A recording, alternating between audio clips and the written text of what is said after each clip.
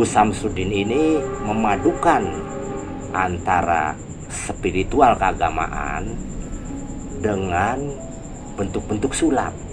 Nah, itu yang jadi permasalahannya ya. Jadi Marcel ini memang kontennya itu pembuktian. Pembuktian kalau orang mempunyai keilmuan, sesuatu apapun keilmuannya itu harus dibuktikan dengan mata terbuka. Tapi agama tidak bisa dijual seperti itu. Agama itu lebih tinggi dari segala-galanya. Itu yang saya sesalkan. Assalamualaikum warahmatullahi wabarakatuh. Waalaikumsalam. Sobat Melihat Malam, kali ini saya dan juga bersama Kang Idod akan coba mengulas tentang Gus Samsudin, dan beliau adalah pemilik daripada Padepokan Nurjat Sejati dengan perselisihan dengan pesulap merah. Dan mudah-mudahan untuk Sobat Melihat Malam bisa menelaah ada apa gerangan di balik semua ini, sampai padepokan daripada Gus Samsudin ini sempat ditutup. Bahkan di situ masyarakat berbondong-bondong datang ke padepokannya untuk segera menutup Padepokan Nurjat Sejati ini. Dan untuk itu mungkin Kang Idod ini bisa menjelaskan apa kronologinya. Baik Sobat Melihat Malam, kali ini coba Kang Idod bisa nggak gitu menjelaskan tentang kronologi daripada Gus Samsudin ini. Assalamualaikum warahmatullahi wabarakatuh. Mungkin Sobat Melihat Malam pernah mendengar apa melihat, karena ini hangat-hangatnya yang ada di konten-konten perseteruan antara Gus Samsudin dan pesulap merah. Ya. Jadi awalnya memang background dari Gus Samsudin itu spiritual murni, sedangkan background dari pesulap merah Marcel itu pesulap. Jadi memang berbeda sudut pandangnya. Jadi berbeda alur. Berbeda alur. Sisi lain Gus Samsudin itu memang orang spiritual. Nah, kalau pesulap merah itu memang orang-orang metafisik. Jadi bentuknya dalam bentuk-bentuk nyata gitu ya. Nah, permasalahannya yang jadi perselisihan sehingga ditutupnya Padepokan Nurjat Sejati ini yang dipimpin oleh Gus Samsudin, karena Gus Samsudin ini memadukan antara spiritual keagamaan dengan bentuk-bentuk sulap. Nah, itu yang jadi permasalahannya ya. Berarti ini seperti sudah keluar dari rel ya. Ya, itu juga sebetulnya saya menyesalkan, karena ini juga menciderai orang-orang spiritual. Ya. Karena terus terang background saya sendiri kan spiritual, metafisik dan energi. Nah, tidak bisalah kita memanipulasi ya hal-hal yang harusnya spiritual kemudian ke dalam bentuk-bentuk nyata dengan menggunakan segala cara gitu. Itu permasalahannya di Gus Samsudin ini. Jadi bukan mungkin ya, jadi sudah saya ngelihat dari konten-kontennya, jadi Marcel ini memang kontennya itu pembuktian. Pembuktian kalau orang mempunyai keilmuan, sesuatu apapun keilmuannya itu harus dibuktikan dengan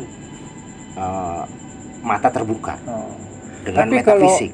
Kalau menurut saya, kalau untuk spiritual itu kayaknya ada yang nggak bisa dibuktikan dengan akal sehat gitu, Bang. Iya, betul. Ya. Jadi spiritual itu tidak semata-mata bisa dibuktikan. Jadi hanya orang-orang spiritual lah yang memahami bahwa memang yang disebut spiritual kan bentuk-bentuk kehalusan. Ya. Sedangkan kalau backgroundnya sulap itu sebetulnya ya bentuk fisik. Nah, sebenarnya sama-sama di dalamnya itu, walaupun pesulap, itu ada manipulasi dengan alat-alat, dengan zat kimia, kecepatan tangan. Namun bedanya, pesulap itu tidak membawa ajaran atau agama tertentu. Jadi dia hanya pure dalam bentuk hiburan, gitu. Nah, jadi permasalahan sama Gus Samsudin itu sebetulnya dia memang main di konten dalam bentuk ritual-ritual, baik itu perang dengan dukun, menghalau jenis-jenis makhluk-makhluk gaib yang jahat, ya. Tapi perkembangannya dia mengadakan praktek pengobatan. Maksudnya praktek pengobatan seperti apa, Kang Idut? Jadi dia mungkin melihat dengan kacamata dirinya bahwa orang terkena santet. Kemudian ya disinilah dilakukanlah ritual dan diucapkan doa-doa. Nah, ini doanya membawa ajaran. Nah, kemudian menemukan sesuatu benda dari prediksi asumsi dia bahwa ini kiriman. Kemudian benda itu dimasukin ke dalam piring yang berair dan dia membaca ritual qomat kamit hingga muncullah api. Nah, ternyata itu perpaduan dengan sulap. Ternyata zat kimia yang dimasukin ke dalam piring ini bisa membuat jadi nyala serbuk api, dengan zat kimia lain, muncullah nyala api. Nah, dia mengatasnamakan spiritual agama. Nah, inilah yang jadi permasalahan. Tidak bisa seperti itu. Kalau spiritual agama itu mengutamakan kebenaran, walaupun memang dia itu orangnya dermawan, berbuat baik kepada masyarakat, tapi agama tidak bisa dijual seperti itu. Agama itu lebih tinggi dari segala-galanya. Itu yang saya sesalkan. Intinya kebenaran, apapun pekerjaannya, kalau kita membawa ajaran agama, harus kebenaran yang diutamakan. Betul.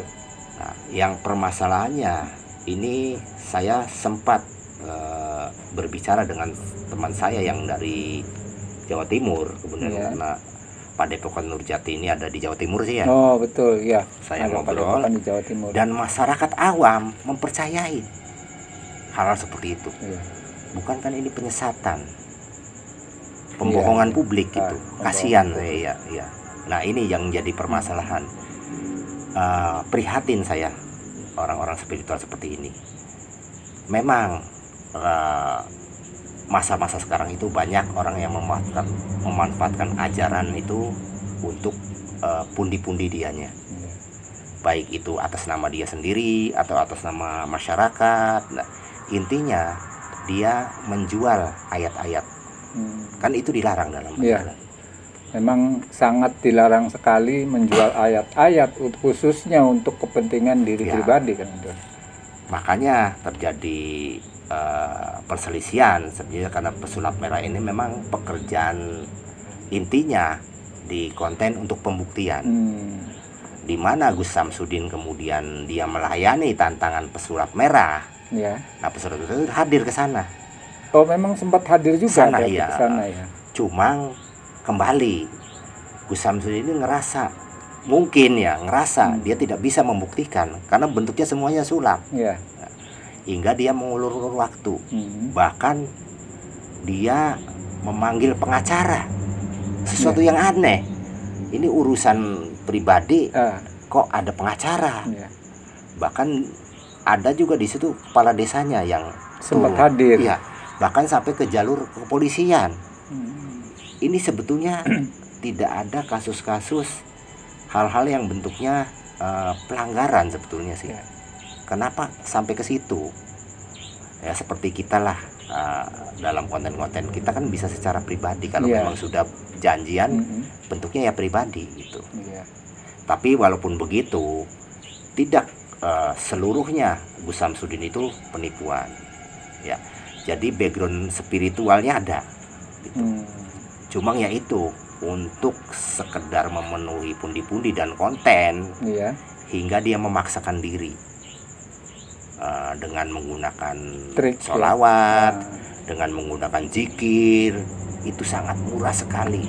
Dia jual dengan memadukan zat-zat kimia dari alat-alat persulapan untuk melengkapi ritualnya dia. Ini sungguh sangat tidak terpuji. Makanya pas pesulap merah datang, kemudian dia meminta bukti, nah itu akan ketahuan. Jadi dia tidak berani. Nah contoh, pernah saya lihat videonya di konten YouTube-nya Gus Samsudin, ketika dia nanganin orang yang diduga terkena santet. Akhirnya dia menemukan suatu benda di kolong ranjang. Padahal setelah hasil video itu, sebelum Gus Samsudin turun ke situ, itu sudah diteliti dulu. Istilahnya kalau kita sih penyelusurannya, mana ruangan-ruangannya. Nah, sambil melihat di kamar, dia melemparkan benda di kolong ranjangnya, sehingga timnya Gus Samsudin itu mengetahui letak bendanya. Nah, di mana Gus Samsudin datang, kemudian seolah-olah mendeteksi, dia mendapatkan benda itu. Dan setelah ritual dengan doa-doa, lagi-lagi doa yang dikorbankan, lagi-lagi ajaran. Kemudian barang itu disimpan di piring yang ada airnya hingga mengeluarkan api, seolah-olah dia mempunyai mukjizat, apa mempunyai kekuatan yang supranatural. Nah, disinilah letak ketidakwajaran. Iya, padahal mungkin dia sudah tahu mukjizat itu apa, karomah itu apa, dan juga mungkin maunah pun apa, gitu. Itu harus dipahami kepada sobat Melihat Malam, apa masyarakat Muslim seluruh Indonesia. Janganlah sampai kita tergoda dengan hal-hal yang memang seolah-olah mukjizat, apa karomah yang memunculkan sesuatu kekuatan, hal-hal yang memang di luar nalar. Jadi yang di luar nalar tuh bukan saja spiritual, tapi hal-hal yang memang logika tidak masuk. Kemudian kita mempercayain 100%, itu kan akan tidak mendidik, membuat bodoh masyarakat. Jadi jelas sangat membodohi masyarakat ya. Ya silakan kalau memang bikin konten itu sekedar hiburan. Tapi kalau kita sudah masuk ke dalam suatu pengobatan ritual, ya dengan doa-doa dan orang sakitnya benar sakit, nah itu menjadi suatu pembodohan. Itu sebetulnya ajaran itu melarang. Ya kalau ada Rasulullah saat ini mengetahui itu, niscaya dia akan dihukum oleh Rasulullah. Jadi tidak boleh agama itu untuk main-main. Iya.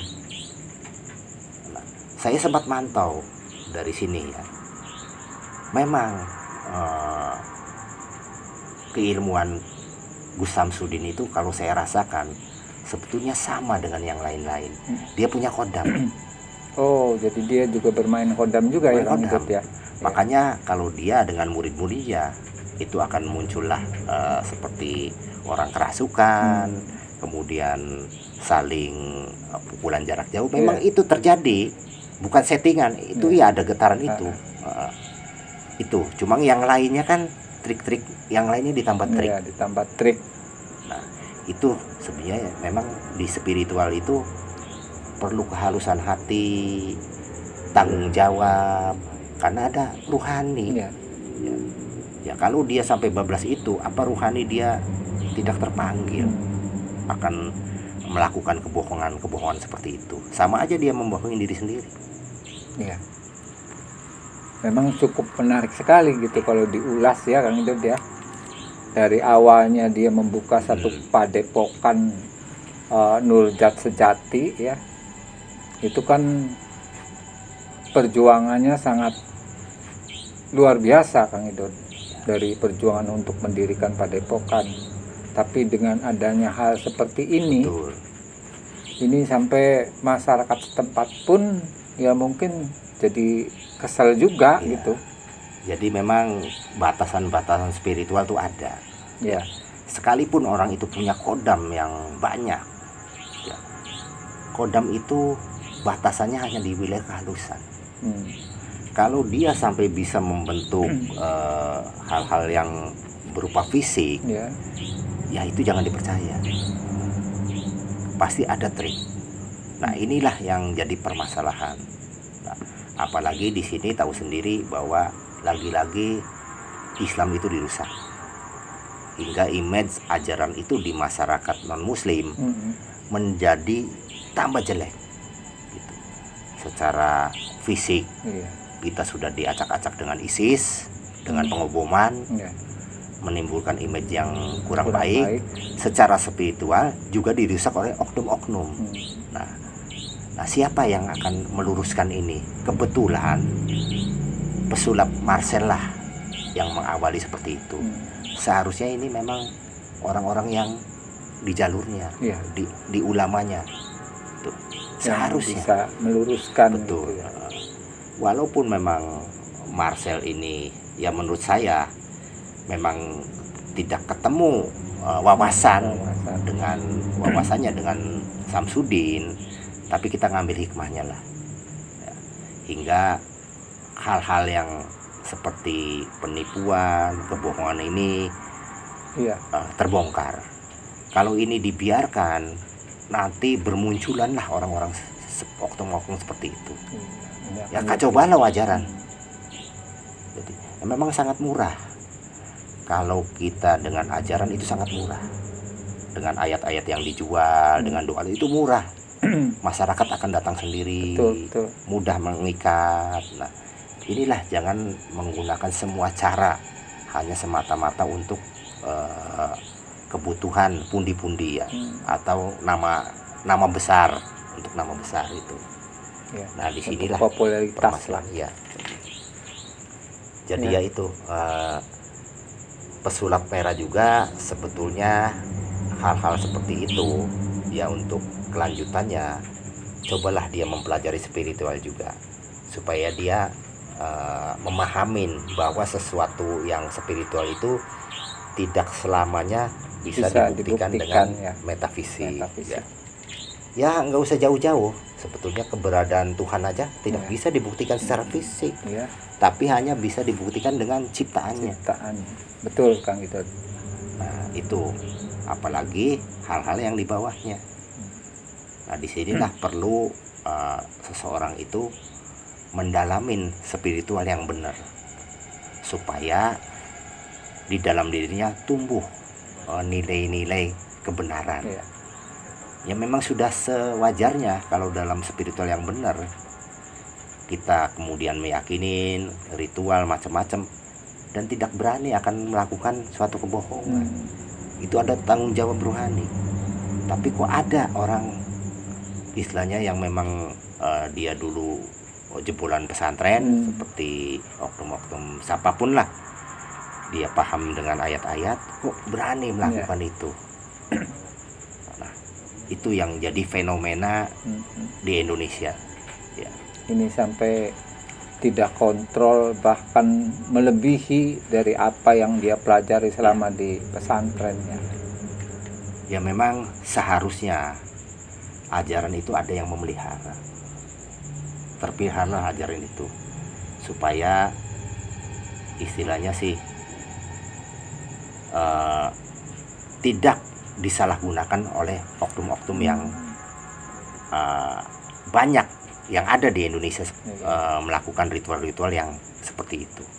Dia mengatasnamakan ajaran, mengatasnamakan sholawat, mengatasnamakan zikir-zikir, tapi tujuannya melenceng daripada kebenaran ajaran.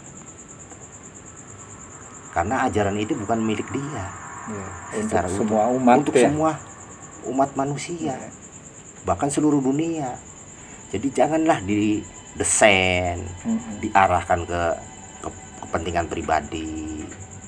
Nah, ini yang jadi permasalahan di antara perselisihan Gus Samsudin dengan pesulap merah. Sehingga lihat dalam akhir-akhir ini yang terjadi, masyarakat sekitarnya mulai terbuka pikirannya bahwa selama ini dia sudah ngerasa dibohongi. Maka berbondong-bondong dia demo ke tempat padepokan dan minta ditutup. karena ini sudah berlangsung lama, sebetulnya sudah menjadi semacam sindikat. Iya. Ya, di situ orang-orang dia semua, karena banyak, apalagi dia punya pesantren, padepokan, dan hasil dari itu dia katanya sih untuk kebutuhan pesantren. Nah, di sini lagi-lagi bahwa uang yang hasil dari ajaran itu harus halal, harus benar. Tuh.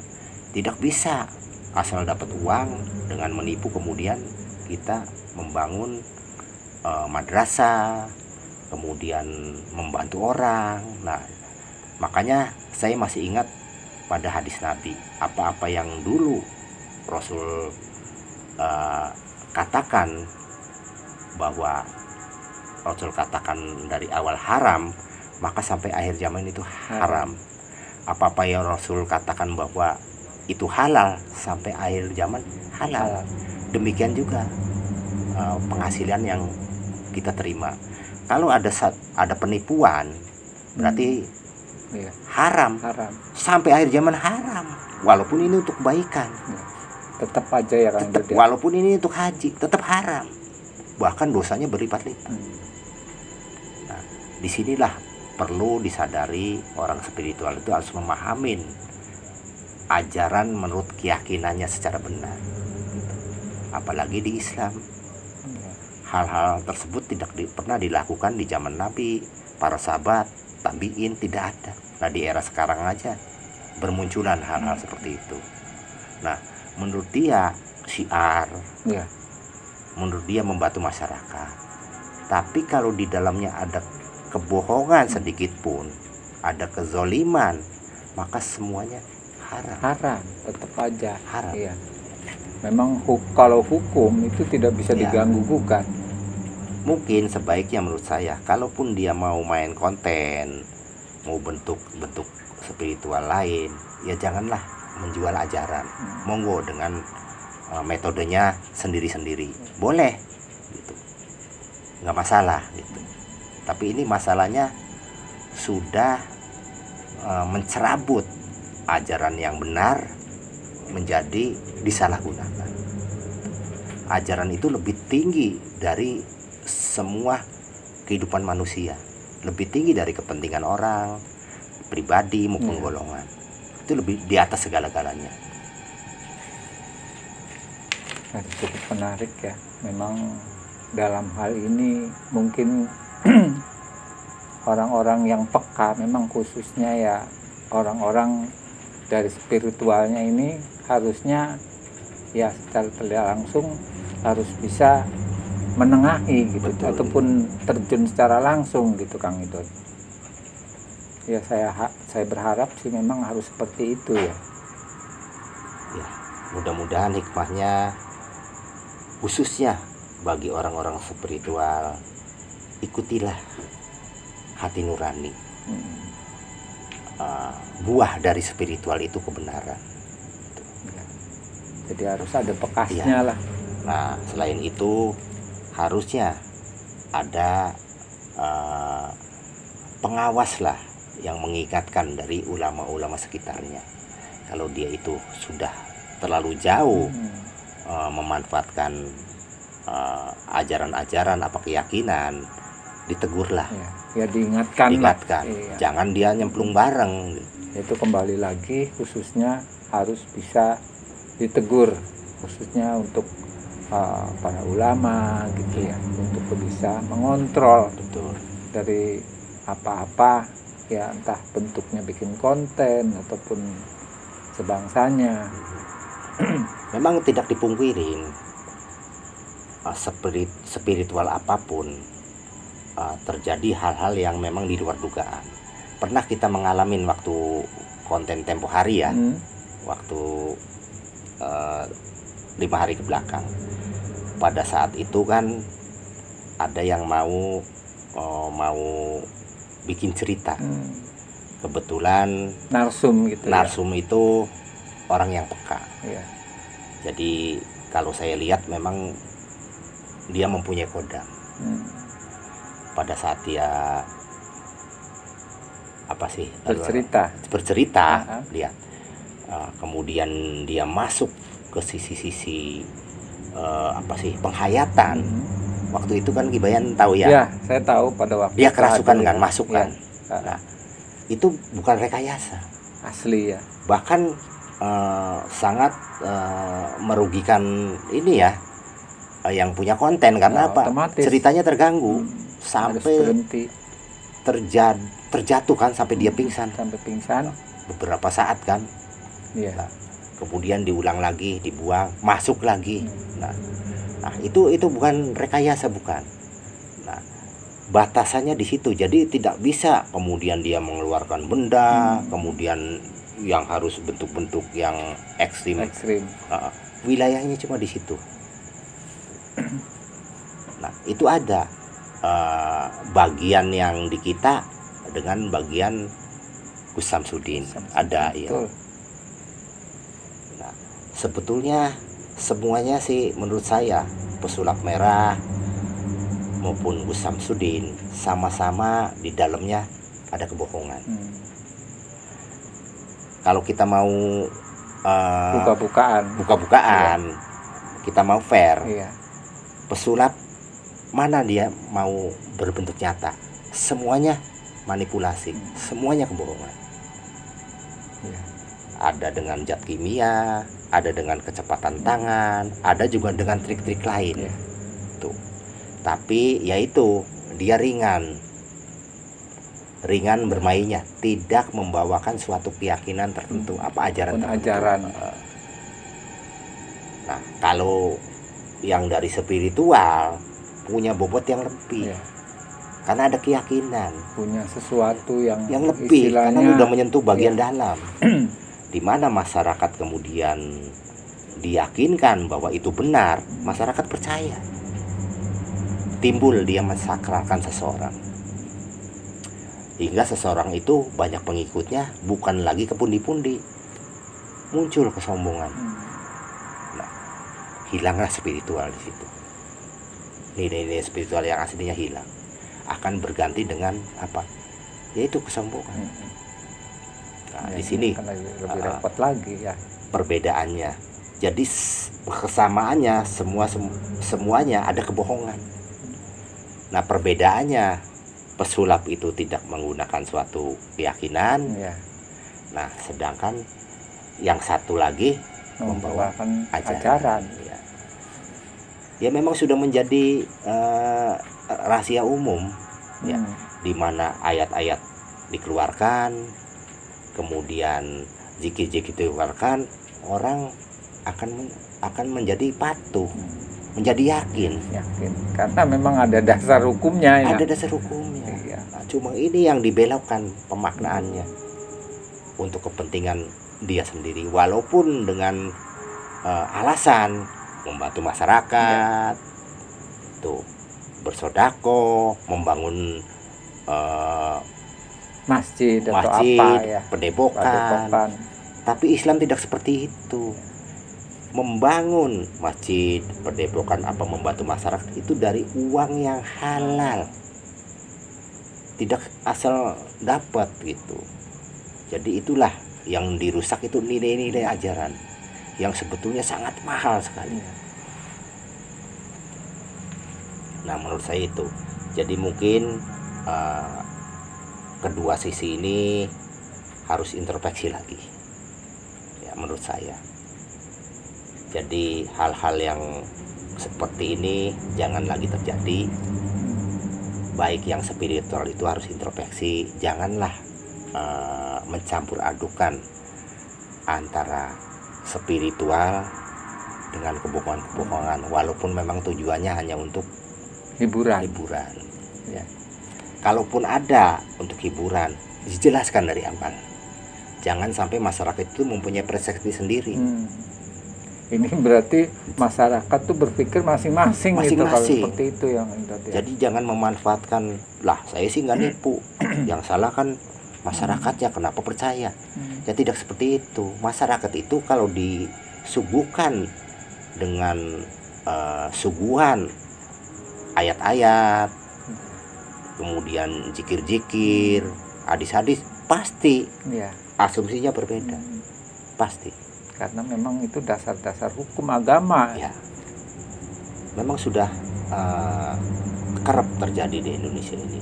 Ada yang memang dengan ajaran itu memperkaya diri sendiri dengan alasan sodako. Ada kan kejadian seperti itu. Nah, ini diulang lagi dengan bentuk-bentuk spiritual. Dulu dengan penggandaan uang. Penggandaan uang. Ya. Apa? Sama berzikir, sama sholawat. Penipuan juga nanti akhirnya ya. Ini ajaran terlalu murah. Di mana tanggung jawab para ulama? Ya. Yang memelihara sesuai ayat Al-Quran. Allah akan memelihara Al-Quran, kami akan memeliharanya, kan gitu. Kurang lebih penafsiran hadisnya.